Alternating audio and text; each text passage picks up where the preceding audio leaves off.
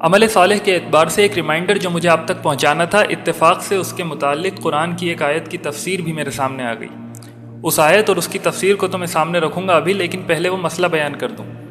ہمارے علم میں اکثر ایسے غیر مسلم ہوتے ہیں جو بھلائی کے کاموں میں بہت آگے رہتے ہیں، چاہے وہ چیریٹی ہو یا لوگوں کے ساتھ معاملات ہوں وغیرہ وغیرہ۔ ان سے ہماری واقفیت کسی میڈیا کے ذریعے بھی ہو سکتی ہے، اور ہو سکتا ہے کہ براہ راست اپنی زندگی میں ہم ایسے لوگوں سے واقف ہوں یا انہیں جانتے ہوں۔ ایک عام مسلم جس کو علم نہ ہو، اس کے ذہن میں یہ سوال اٹھ سکتا ہے کہ ان کی بھلائیوں اور یہ جو بے سہارا یا غریبوں کی مدد کرتے ہیں، کیا ان کو آخرت میں اس کا اجر نہیں ملے گا؟ ان غیر مسلموں کے بارے میں ایک صحیح العقیدہ مسلم کا عقیدہ کیا ہے؟ وہ ایک لائن میں تو یہ ہے کہ کوئی بھی شخص جو اسلام کے بارے میں سننے کے باوجود اگر ایمان نہیں لاتا ہے تو اس کا ٹھکانہ جہنم ہے۔ سیدھی بات، کلیئر کٹ۔ چاہے وہ پوری دنیا کی دولت بھلائیوں میں لگا دے یا اللہ کی مخلوق پر خرچ کر دے، دنیا میں اس کی تعریف ہوگی، دنیا میں اسے ایک بھلا شخص مانا جائے گا اور اس کی بھلائیوں کا جواب بھلائی سے دیا جائے گا۔ ایون ان مالدار مسلموں سے کہا بھی جا سکتا ہے کہ وہ کفار میں سے ہو کر وہ کام کر رہا ہے جو آپ کو کرنا تھا، اللہ نے آپ کو حکم دیا تھا، لیکن بہرحال اگر وہ شخص ایمان نہیں لاتا ہے تو آخرت میں اس کا ٹھکانہ جہنم۔ یہ تو ہی ایک بات۔ اگلی بات کہ ایسا کیوں؟ ایک لائن کی بات تو یہ ہے کہ دین ہمیں ایسا بتاتا ہے، قرآن و حدیث اس پر واضح ہے۔ ایمان بنیادی شرط ہے آخرت کی بھلائیوں کے حصول کے لیے۔ اچھا، لاجیکلی بھی سمجھ لیں، آخرت کی کامیابی اس شخص کے لیے ہے جس نے اللہ کو رب جانا ہو اور مانا ہو اور عمل سے اس کا ثبوت بھی دیا ہو۔ کوتاہیاں ہو جانے کا الگ مسئلہ ہے، بہرحال اللہ کا بندہ ہو، اس کی ذات، اس کے دین اور اس کے تقاضوں پر اسی طرح ایمان رکھتا ہو جیسے ان پر ایمان رکھنے کا حق ہے۔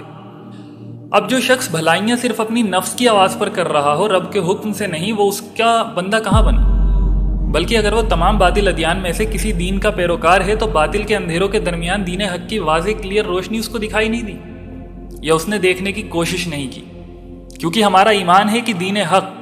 اس مالک کائنات کا سچا دین یعنی اسلام اتنا واضح ہے کہ جو اس پر ایمانداری سے تحقیق شروع کر دے، اس کی تحقیق پر فل اسٹاپ قبول اسلام پر ہی لگتا ہے، اور حق اور باطل اس کے سامنے اندھیرے اور اجالے کی طرح واضح ہو جاتے ہیں، سوائے یہ کہ وہ تکبر میں ہو یا سب کچھ سمجھنے کے بعد بھی اس کی خواہش نفس اس کو سرکشی پر آمادہ کر دے اور وہ حق کا انکار کر بیٹھے۔ تو ایسا شخص چاہے کتنی ہی بھلائیاں کر لے، وہ ان کو صرف اپنی نفس کی تسکین کے لیے کرے گا۔ ایسا شخص بندہ بن کر اس رب کی بارگاہ میں حاضر نہیں ہوگا، بلکہ وہ اس حالت میں حاضر ہوگا کہ اپنی خواہش نفس کی پیروی کر کے اس نے اس خالق کائنات اللہ رب العزت کا یا اس کے دین کا انکار کیا۔ اپنی نفس کی پیروی میں اس نے کچھ بھلائیاں بھی کر لیں، پر اللہ کا بندہ بن کر نہیں کی، تو ایسے شخص کا ٹھکانہ بنا کسی شک کی گنجائش کے جہنم ہے، سوائے کوئی ایسا شخص ہو کہ جس کو سرے سے اسلام کے بارے میں پتہ ہی نہ چلا ہو، اس کا معاملہ الگ ہے۔ اس کے بارے میں آتا ہے کہ اللہ قیامت کے دن اس کے لیے امتحان کا ماحول تیار کر دے گا، اس کی تفصیلات الگ ہیں، پر اتنی بھلائی کرنے کے بعد بہت ہی زیادہ مشکل ہے، بلکہ شاید ناممکن سی بات ہے کہ اسے اسلام کی ہوا تک نہ لگی۔ اس سب کے متعلق بھی انشاءاللہ ایک ڈیٹیلڈ لیکچر آپ تک پہنچانے کی کوشش کریں گے، جس میں مشرکین اور کفار کے لیے یہ آج کل کا ریسٹ ان پیس اور دعا والا فتنہ، اس طرح اس شخص کا مسئلہ جس تک اسلام کا پیغام نہیں پہنچا ہو اور آخرت میں اس کے امتحان کی شکل یا پھر یہ کیا پتہ مرتے وقت کلمہ پڑھ لیا ہو والا مسئلہ وغیرہ وغیرہ، ان تمام مسائل کو ایڈریس کریں گے انشاءاللہ۔ اب وہ آیت اور اس کی تفسیر میں آپ کے سامنے رکھ دیتا ہوں، پھر کچھ تفصیلات کے بعد اپنی بات کو ختم کرتا ہوں۔ سورہ آل عمران کی آیت نمبر 116 اور 117 میں اللہ سبحانہ و تعالیٰ ارشاد فرماتا ہے، بے شک جن لوگوں نے کفر کیا، ہرگز اللہ کے آگے ان کے مال اور نہ ان کی اولاد کچھ بھی کام آئیں گے، اور یہی لوگ دوزخ والے ہیں، وہ اس میں ہمیشہ رہیں گے۔ ان کی مثال جو خرچ کرتے ہیں اس دنیا میں ایسی ہے جیسے ہوا ہو، اس میں پالا ہو، وہ جا لگے کھیتی کو اس قوم کی جنہوں نے اپنی جانوں پر ظلم کیا، پھر اس کو تباہ کر دیا۔ اللہ نے ان پر ظلم نہیں کیا، بلکہ وہ اپنی جانوں پر خود ظلم کرتے تھے۔ اس آیت نمبر 117 کے متعلق مولانا صلاح الدین یوسف صاحب رحمہ اللہ اپنی تفسیر احسن البیان میں لکھتے ہیں، قیامت والے دن کافروں کے نہ مال کچھ کام آئیں گے نہ اولاد، حتیٰ کہ رفاہی اور بظاہر بھلائی کے کاموں پر وہ جو خرچ کرتے ہیں وہ بھی بیکار جائیں گے،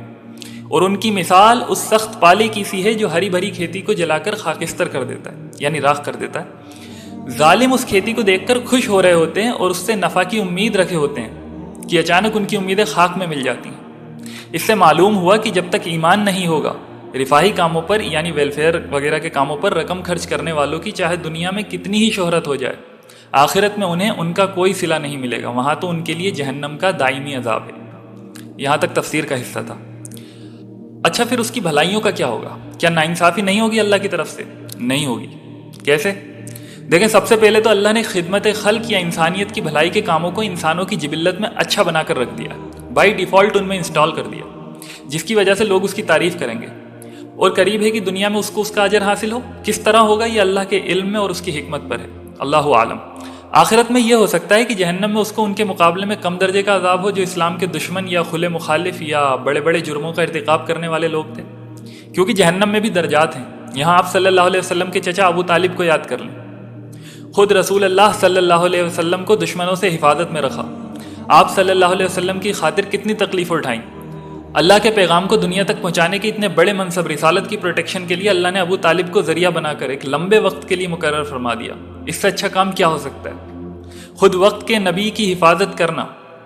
لیکن موت تک ایمان نہیں لایا۔ صحیح بخاری کی حدیث نمبر 1360 میں ہے کہ لا الہ الا اللہ سے انکار کر دیا اور کہا کہ میں عبد المطلب کے دین پر ہوں۔ رسول اللہ صلی اللہ علیہ وسلم نے فرمایا کہ میں آپ کے لیے استغفار کرتا رہوں گا جب تک کہ مجھے روک نہ دیا جائے۔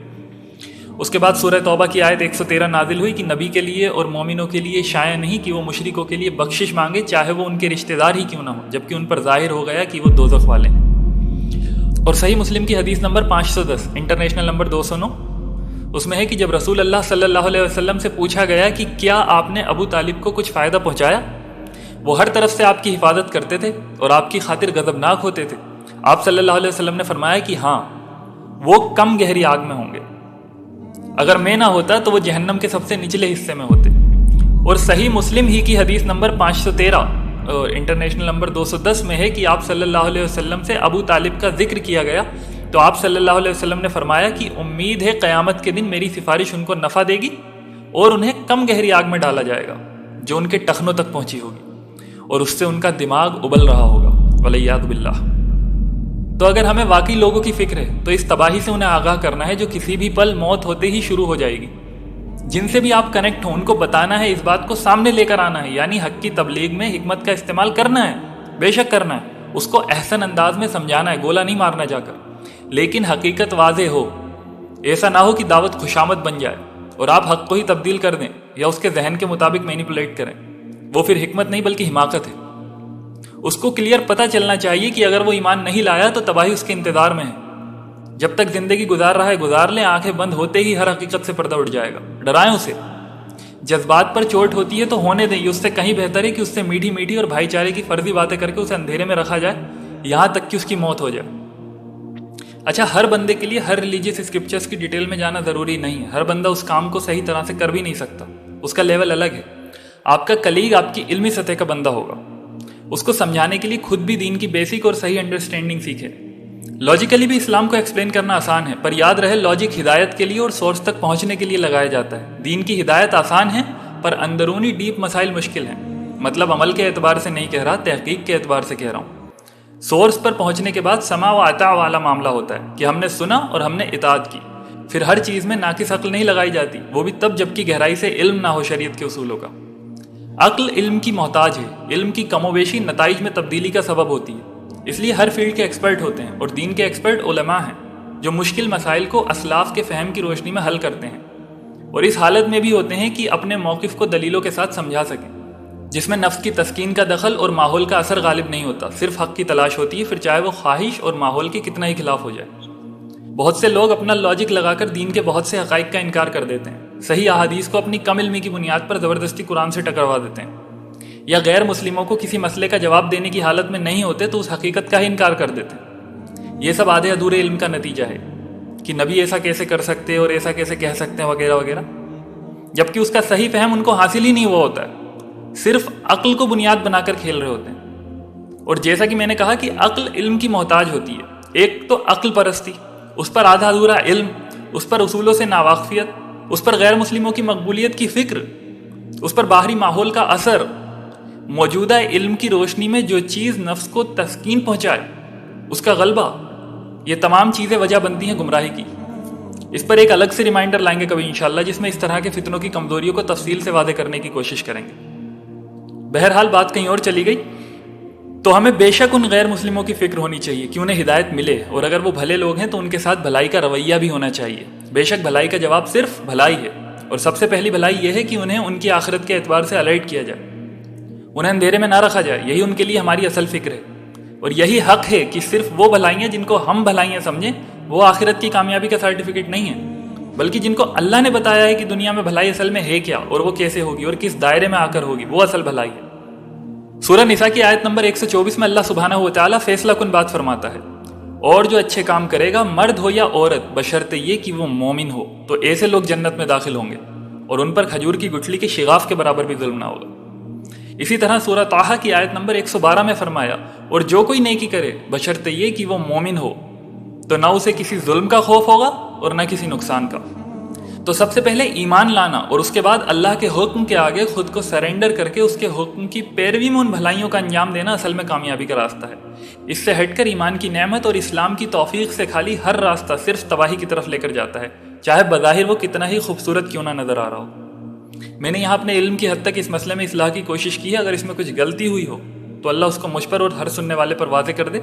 اور ہمیں دین کا صحیح فہم عطا فرمائے۔ بس آخر میں سورہ ابراہیم کی آیت نمبر 18 کے ساتھ اپنی بات کو ختم کرتا ہوں۔ اللہ سبحانہ و تعالیٰ ارشاد فرماتا ہے کہ ان لوگوں کی مثال جو اپنے رب کے منکر ہوئے، یعنی کافر ہوئے، انکار کر دیا، ان کے عمل راخ کی طرح ہیں کہ اس پر آندھی کے دن زور کی ہوا چلی اور سب اڑا لے گئی۔ جو انہوں نے کمایا انہیں اس سے کسی چیز پر قدرت نہ ہوگی، یہی ہے دور کی گمراہی۔